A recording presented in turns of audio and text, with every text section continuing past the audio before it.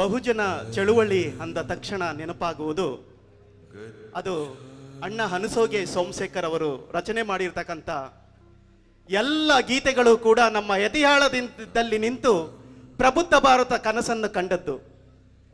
ಹನಸೋಗೆ ಸೋಮಣ್ಣನನ್ನ ನೋಡಿದ್ರೆ ಯಾವ ತಾಯಿ ಎತ್ತು ಮಗನಪ್ಪ ಅಂತ ಹೇಳಿ ಬಾಯಿ ಮೇಲೆ ಬೆರಳನ್ನ ಮಡಿಕೊಳ್ತಕ್ಕಂಥ ಶ್ರೇಷ್ಠ ವ್ಯಕ್ತಿ. ಅಂತಹ ಹನಸೋಗೆ ಸೋಮಶೇಖರ್ ಅವರನ್ನ ಹಡ್ದಂತ ತಾಯಿ ಸಿದ್ದಮ್ಮನವರು ನಮ್ಮ ಮುಂದೆಗಡೆ ಕೂತಿದ್ದಾರೆ. ಅವ್ರಿಗೂ ಕೂಡ ಜೋರು ಭೀಮ ಚಪ್ಪಾಳಿಯನ್ನ ಹಾಕೋಣ.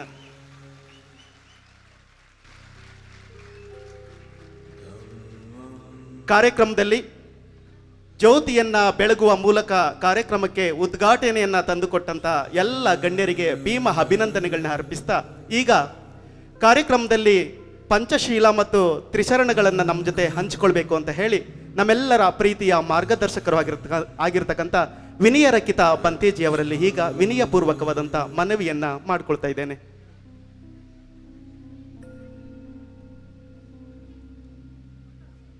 I would request all of you to stand up with the joint palms, except for monks. And just repeat after me. Namo tassa bhagavato arahato samma sambuddhassa. Namo tassa bhagavato arahato samma sambuddhassa. Namo tassa bhagavato arahato samma sambuddhassa. Buddham saranam gacchami, dhammam saranam gacchami, Sangham saranam gacchami, Dutiyampi Buddham saranam gacchami, Dutiyampi Dhammam saranam gacchami, Dutiyampi Sangham saranam gacchami, Tatiyampi Buddham saranam gacchami, Tatiyampi Dhammam saranam gacchami, Tatiyampi Sangham saranam gacchami. Panatipata veramani Sikkhapadam samadhiyami, Adinnadana veramani Sikkhapadam samadhiyami, Kamesu michchachara veramani Sikkhapadam samadhiyami, Musavada veramani Sikkhapadam samadhiyami, Surameraya majja Pamadatthana veramani Sikkhapadam samadhiyami. Sadhu Sadhu Sadhu. Please take your seats.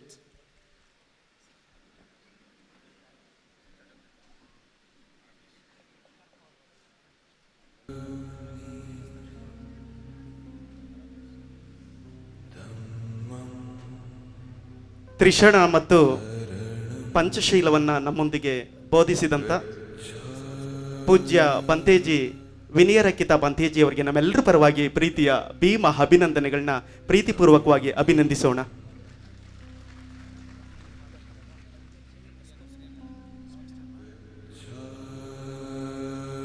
ಈಗ ಪೂಜ್ಯ ವಿನಯ ರಕ್ಕಿತ ಪಂತೇಜಿ ಅವರಲ್ಲಿ ಪ್ರೀತಿಪೂರ್ವಕ ಮನವಿಯನ್ನ ಮಾಡ್ಕೊಳ್ತಾ ಇದ್ದೇವೆ. ನಮಗೆ ಪ್ರವಚನವನ್ನ ನೀಡಬೇಕು ಅಂತ ಹೇಳಿ ಈಗ ನಮ್ಮ ಜೊತೆಯಲ್ಲಿ ಪೂಜ್ಯ ವಿನಯ ರಕ್ಕಿತ ಪಂತೇಜಿಗಳು.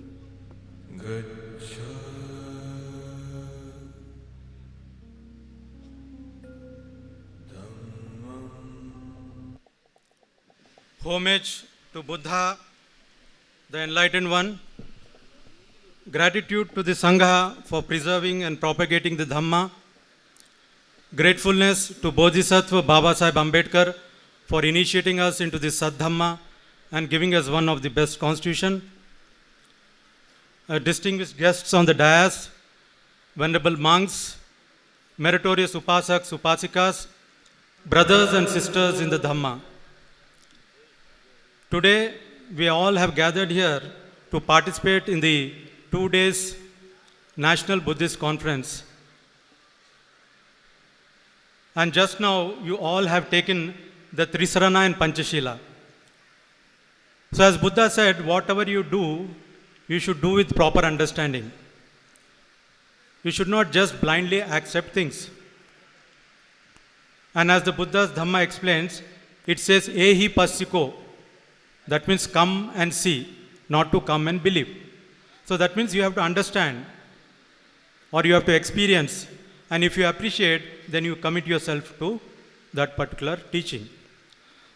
So in every program, we start with Trisarana and Panchashila, and most of you repeat it also. But today let us try to understand, why do we take this Trisarana and Panchashila? Is it only for the Buddhists, or does this apply to the whole of humanity? And if you know that Buddha's teaching are always universal, they are not confined to one sect or one religion. So let us try to understand how this Trisarana and Panchashila are universal, and why do we take this Trisarana and Panchashila.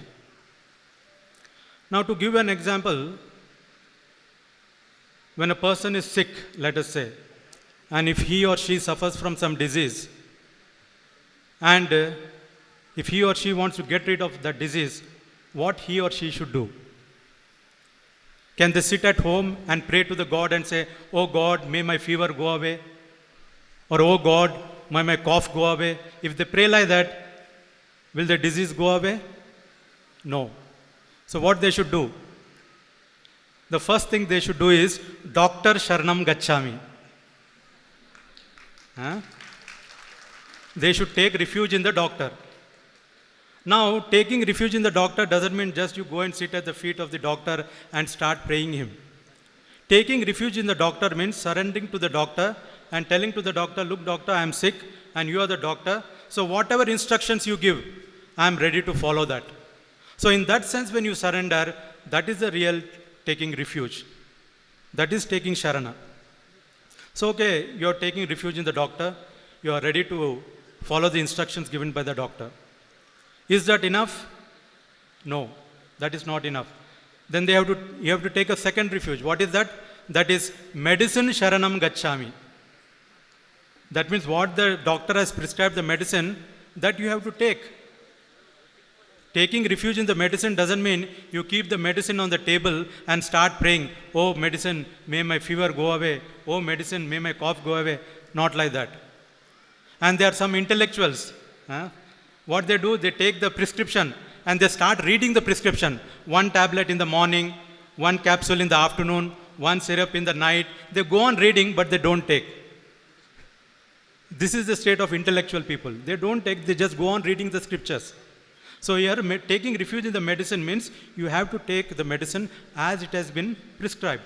So in that sense, you take refuge in the medicine. Okay, you're taking refuge in the medicine. Is that enough? No. Then the third refuge you have to take, that is Nurse Sharanam Gacchami. Now someone will say, what is this? Why should I take refuge in the nurse? Doctor, taking refuge in the doctor is understandable. Taking refuge in the medicine is understandable. Why should I take refuge in the nurse? Now you see, if you have gone to any hospital, most of you have gone, there's no person who has not gone to the hospital. When you go to the hospital, what does the doctor do? He just comes, does checkup, prescribes medicine and goes away. After that, 24 hours, who takes care of you? It is a nurse who takes care of you.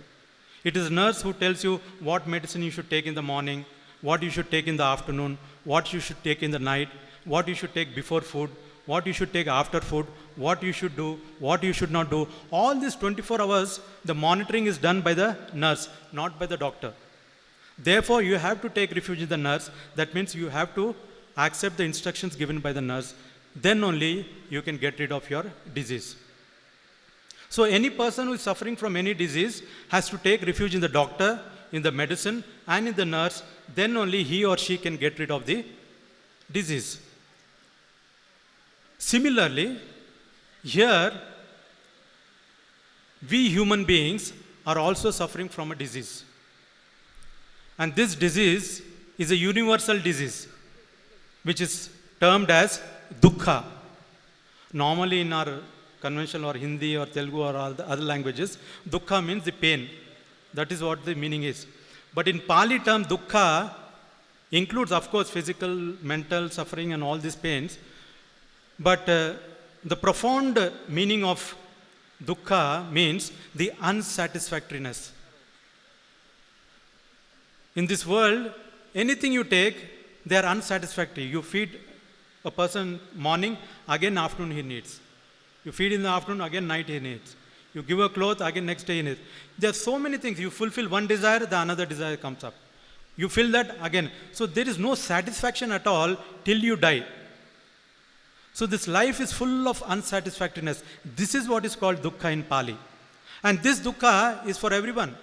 Not just for the Buddhist or non-Buddhist, not just for Indians or foreigners. All of the humanity is suffering from this disease called dukkha, which is unsatisfactoriness.